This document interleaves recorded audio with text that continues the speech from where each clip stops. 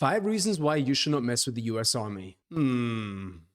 Yes, ladies and gentlemen, what is up? It's your boy M2K, and we are back with another video reaction, and today we're going to be checking out 5 reasons why you should not mess with the US Army. Now, you have to be living inside of a box if you think that the US Army will not bend over any country and give them a little spanking. And that is exactly what I'm going to do to you guys if you guys do not hit that like and subscribe button down below. It's just there. If you guys hit that subscribe button, you guys are going to get good luck for the rest of the week. Now, we're going to be checking out this video, which is titled The 5 Reasons Why You Should Not Mess with the United States. And there was a part of me that didn't want to do this video because it's going to mess up my algorithm on YouTube because we're primarily a sports YouTube channel. But I said, screw the algorithm. Let's get into this video because I'm excited to check out what this is all about. Okay. The collapse of the Soviet Union in the early 90s left the United States as the sole superpower in the world, and it's never looked back. In all aspects of the world, the United States is indeed a superpower, especially when it comes to its military might, which is unsurpassable in its strength, technological superiority, operational capabilities, and power projection across the globe. It really is a superpower. We'll take a look at the 5 top reasons why you wouldn't want to go against the US military establishment. The United States Air Force is the strongest in the world. That's crazy. Not only in the number of operational aircraft, but also in technological superiority. The country currently operates a total of over 15,000 military aircraft, combining all the branches of the military service, including the US Navy, US Army, Coast Guard, and the US Marines. That's awesome. As of 2017, the US Air Force alone has a fleet of over 5,300 aircraft, 406 intercontinental ballistic missiles, and 170 military satellites, greater than any other country in the world. The USA has the largest number of stealth aircraft designed to be silent killers and untrackable by the radar defense systems of most countries in the world. Holy Some of smokes, these stealth that is aircraft sick. include air superiority fighters such as the F-22 Raptor and the F-35 Joint Strike Fighter, heavy bombers such as the B-2 Spirit. In fact, the United States pioneered this technology in the 1980s with the introduction of the F-117 Nighthawk stealth attack aircraft. Stealth aircraft are designed to avoid detection using a variety of technologies that reduce radar reflection from ground, sea, or air-based radar antennas, thereby reducing its radar cross-section, or RCS. This revolutionary technology allows a 5th-generation aircraft, such as the F-22 Raptor, with a max takeoff weight of 83,500 pounds, to have a radar cross-section of just 0.0001 meters squared, about the size of a bumblebee. What the heck? What's more insane is that the massive B-2 bomber also has the same radar cross-section as the F-22 Raptor. That's crazy how flat it is. It becomes extremely difficult to track stealth aircraft. Even if the enemy spots them on their radar scopes, it's a whole other story to successfully track them and register a missile kill. The whole idea behind this technology is to break the chain in which a conventional surface-to-air missile defense system works. It's the same reason countries like China and Russia are also hard at developing their own stealth fighter, the Chengdu J-20 and the Sukhoi Su-57, respectively. These aircraft will allow the US Air Force to assert its air superiority over any battlefield of the future. And we all know that control of these skies is the biggest decider in any war. The next reason why any country going to war with the US military should think twice is because of the strength of the US Navy and its dominance over the world's ocean, especially the Navy's supercarriers. The US Navy currently operates 11 nuclear-powered Nimitz-class supercarriers, which is the largest aircraft carrier fleet in the world. 11. The only navy that can come close in terms of technological advancement is probably the Royal Navy of the United Kingdom. Let's go. They only have 2 operational carriers. The Nimitz class of carriers has a displacement of over 100,000 tons and can carry a complement of up to 70 aircraft. Oh my God. They're literally a floating small town in the ocean with its own airport. The Nimitz-class carriers in themselves are extremely potent offensive weapons, but the way they operate in what is called the carrier strike groups makes these ships even more deadly. A carrier seldom deploys alone. There are always a fleet of surface and underwater assets surrounding them and forming a strike group. These include guided missile cruisers, a destroyer squadron, attack submarines, and other support vessels. That is a Together, freaking they force to project be the reckoned power with. of the carrier and at the center of the group forward towards the enemy. Jeez, While the man. carrier is carrying out its offensive role with the use of its air wing, the other ships are responsible to protect its flanks against any enemy attack. This combination of offensive and defensive strategy makes the US carrier strike group almost impenetrable. That's The United insane. States Holy Navy smokes. maintains 9 such carrier strike groups, 8 of which are based in the United States and one that's forward deployed to Japan.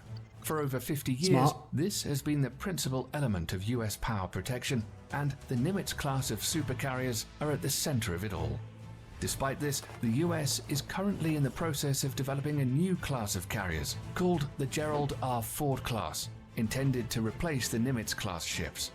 This new supercarrier will be even more technologically advanced and is expected to continue US dominance of the oceans well into the late 21st century. The third reason why you shouldn't fight the US military is their massive stockpile of nuclear and conventional intercontinental ballistic missiles, or ICBMs. The ICBM plays the role of the land leg in the US nuclear triad, along with the Trident submarine-launched ballistic missile SLBM and nuclear warheads carried on long-range strategic bombers. ICBMs are launched from ground-based missile silos, achieving high suborbital spaceflight, approximately 1,000 miles above the surface of the Earth. Oh The body my of the missile God. then separates from the warhead, which re-enters the atmosphere and free falls to the assigned target at hypersonic speeds. Oh, The US military currently operates my 400 ICBMs from its God. base in Wyoming, Montana, and North Dakota.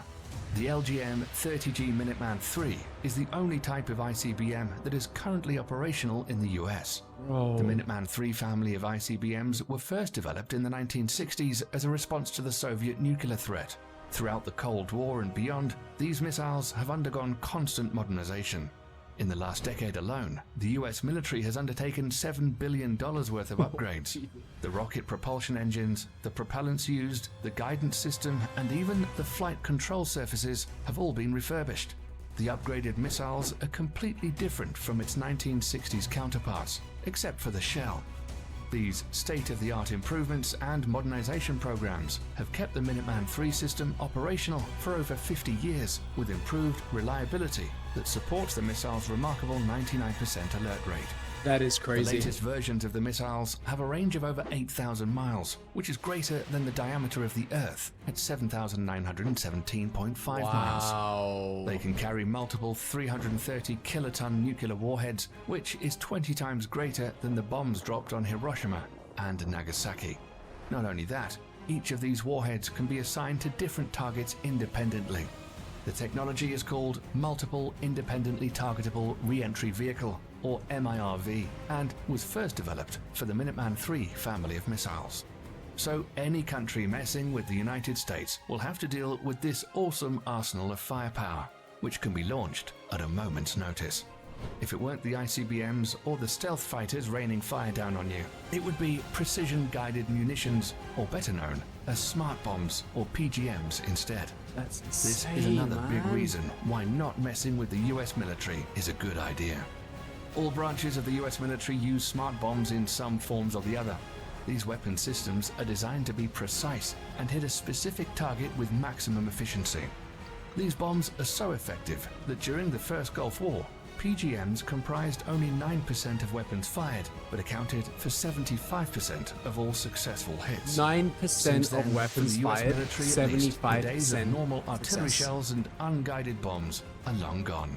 Nowadays, the military uses PGMs from air, nuts. ground, and sea. That is Precision-guided nuts, munitions man. come in various forms and use different kinds of technologies to achieve precise hits. A large majority of PGMs use the Global Positioning System, or GPS, of satellites to guide their trajectory to target. However, sometimes this becomes a problem, as GPS coverage is not always reliably available everywhere across the globe, or bad weather conditions can hinder operations. Thus, the Office of Naval Research, the Naval Surface Warfare Center, and the Army Research Laboratory have all coordinated to develop the first ever artillery-fired smart munition that will not use GPS guidance. Oh The my project is gosh. known as Moving Target Artillery Round, or MTAR for short. The MTAR shell can be guided onto stationary as well as moving targets in both land and sea, That using is a combination insane. of guidance technology.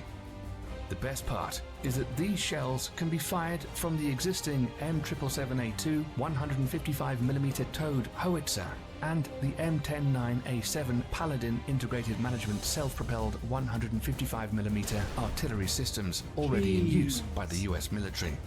The shells will also feature an extended range of 40 to 60 miles using rocket boosters to propel them. Once finished, it will afford the US military another potent weapon system that outclasses others around the world. Oh, crazy. Lastly, the fifth and final reason why you shouldn't fight the US military is drones. We're all familiar with what an unmanned aerial vehicle or drone is and what it's supposed to do. But in recent years, the usability of UAVs is steadily increasing to encompass all spheres of military operations, and the US military is the pioneering spirit behind it. At first, used only for surveillance missions, drones were quickly weaponized after the 9/11 attacks and have been extensively used by the US military in the war against terror as an offensive weapon platform. It's forecasted that over the next decades, the US is in line to purchase over 1,000 combat drones of various classifications. I've got a very good friend who's the CEO of one of the biggest drone companies in the United States. And the Boeing MQ-25 Stingray are already in the final stages of development, and once finished, will provide the US military with state-of-the-art platforms capable of multi-role operations, ranging from attack missions to aerial refueling. These things are the future. Drone technology has reached such heights today that a single UAV can loiter miles above the surface of the Earth for hours, waiting for the target to show its head and sticking with impunity. Crazy. This capability will allow all the services under the US military to reduce its dependency on manned platforms, thereby reducing the risks during future combat operations. These 5 weapon systems make the US military extremely dangerous for any adversary looking to get into a conflict with them. In a conventional warfare setting, it's almost impossible to beat the US military machine. That's why modern enemies of the United States are employing more and more asymmetric warfare strategies against the mighty US military. Despite that, the US military juggernaut is hands down the most powerful military complex in the world today, and probably will be for decades to come. That's all we have for you today, folks. Thanks for sticking around till the end. Wow. Thank God I live in America, because I feel a little bit more safe and secure after watching that video. That's crazy. It really is mind-blowing how advanced technology is when it comes to the US military. And so, like I said, I've got a very close friend who is the CEO of one of the largest drone companies in the United States. And the technology that they use for the military is out of this world. It is absolutely incredible how advanced their equipment is. It's mind-blowing. Jeez, what a video. And like I said, I mean, this video might throw me off the algorithm because we do a lot of sports content on this channel. But you know what? The reason why I started this YouTube channel is so then I can learn a lot more about America. And this is the reason why. So if you guys like the video and you guys do want to see more, drop a like down below. Subscribe if you guys are new. It means the absolute world to me so I can keep creating content like this for you guys. If you guys have any more recommendations, or if you guys have any friends that served in the US military, or you guys have any cool stories that you want to share with me, drop them down in the comments below so I can read through them. If you guys have any more fun content that you want me to check out, drop the link down there below so then I can obviously check it out as well. Right, well, you guys are awesome. That video was awesome. This country is awesome. I hope you guys have a fantastic day, and I'll catch you guys in the next one. Bye.